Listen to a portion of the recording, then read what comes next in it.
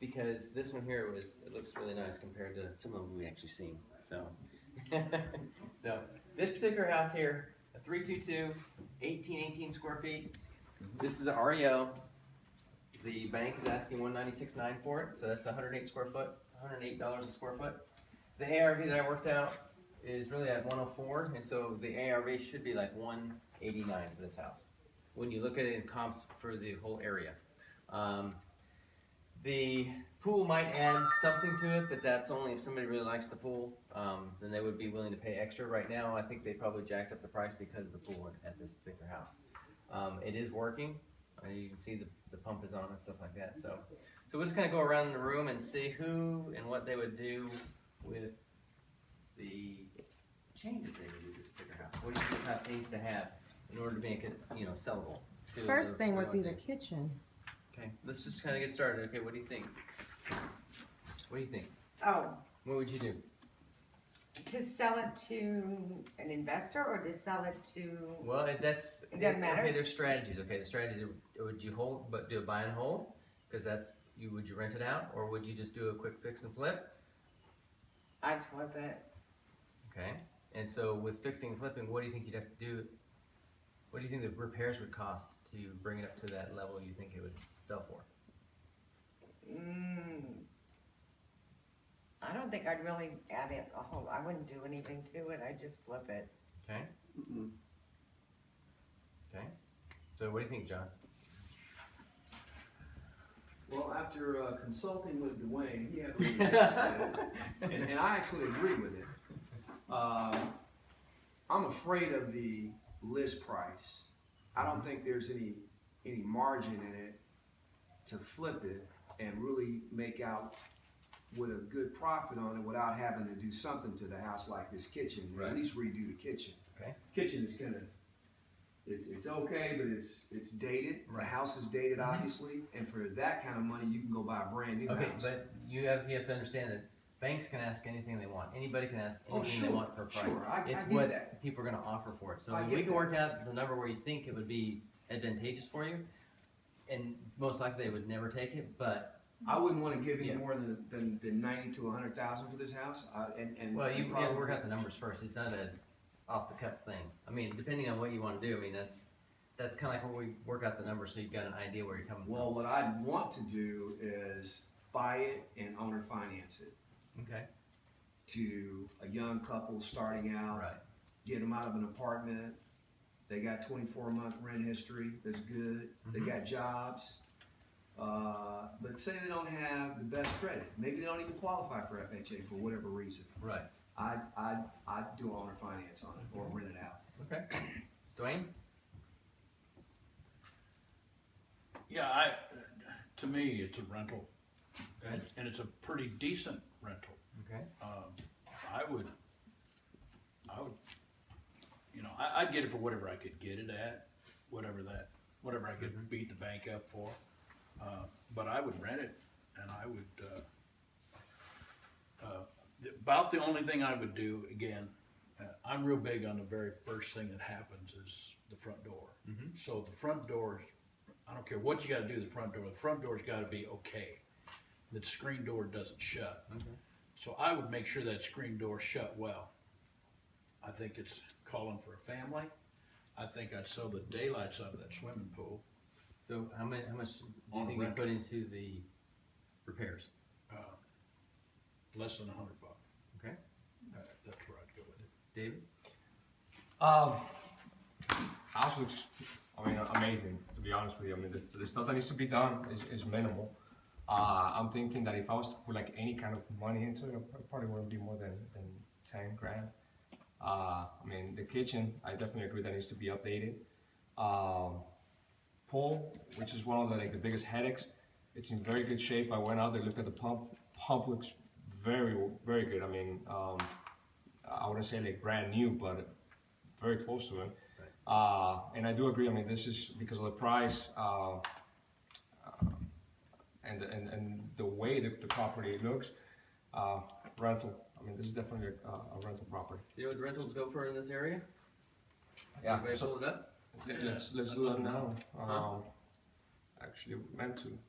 Okay, so next one, I mean, you haven't had a chance to look at the house, have you? No, I just walked in. I go back and forth on the kitchen. I would have to see what the comps pictures look like to see kind of what's going on in the area. I have some major concerns with the trampoline floor, and there was water damage at some point, and there's no bathroom above here. The bathroom's over there. So was the AC redone? Is there something going on in the walls that we don't know about? So I have a couple concerns about, you know, because people walk in and see it's great, but Right. that needs to be fixed. The deck has dry rot, this has got previous water damage, so I have some little concerns on that. Okay. It's right there. It's So- in the middle. So what do you think your rehab budget would be then? Oh, yeah. It depends on if you did the kitchen or not. I mean, if you just did this kind of stuff, I mean, you probably could get away with under 10 grand if you're throwing the kitchen in there, and that usually if you redo the kitchen, you redo bathroom cabinets, you're looking at another 30 for that kind of stuff, so. Okay. So is that what, I mean, because I'm trying to gauge which way you guys would go for strategy wise. Would you use it as a buy and hold, or you just use it? Because there's different strategies. If you're gonna do a quick fix and flip, you don't want to put too much money into it. You want to do just the things that give it the wow factor. You want to fix the things that need to be fixed, and then you just move What's forward. the rent going for right now?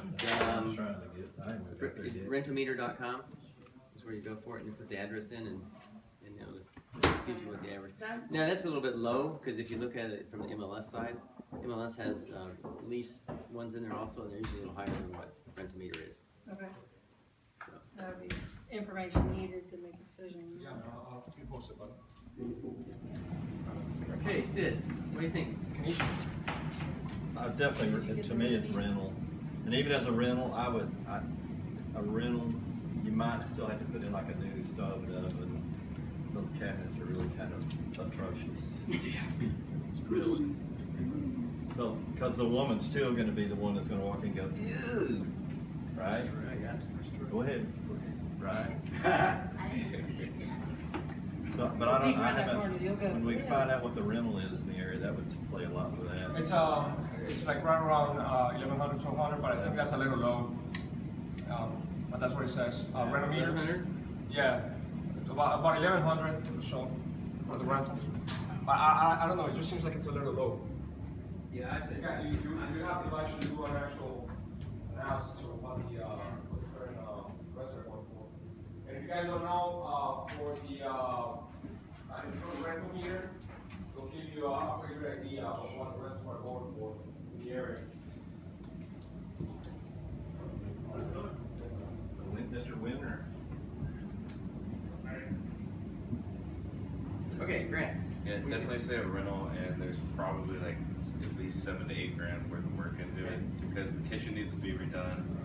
The tile in there is kind of tacky, and then as soon as you walk into the garage, there's an awful safety issue where like you could just pitfall pretty much. There's no stairway at all, and then the railing on the front stairs seems a bit small.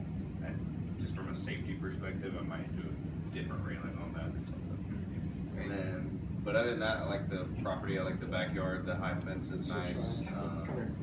There's kind of a giant bee in the bottom of the pool. I don't know what that's for, but That's the target. I guess if I rented it out, my last name is Burkhardt, so just put bees on it. But other than that, I like the backyard. The deck definitely needs love, and then the shed's pretty cool. I think I'd probably leave that. Okay. So what do you think you do? I mean, to me, it's all based on what we can actually get it for, right? Or what we would offer. Well, that's what you do. You figure out what you want to offer, and you go that way. You work with the numbers to make sure the numbers work with what you want to do with it, what your strategy is, and then you go for your strategy, what you want to do. How are they selling around here? How long have they been on the market? What would be something? I can tell you days on market for this one. Do we know can we get the market time for this community, this neighborhood? The average is 15 days. 15-day market time for this community? For this, yeah, within this quarter mile, yeah, in the last. Where are you getting So that? how long has this one been on the market? Gotcha. So how long has this one been on the market? This particular one just been a couple days. Okay. Yeah, just a couple days.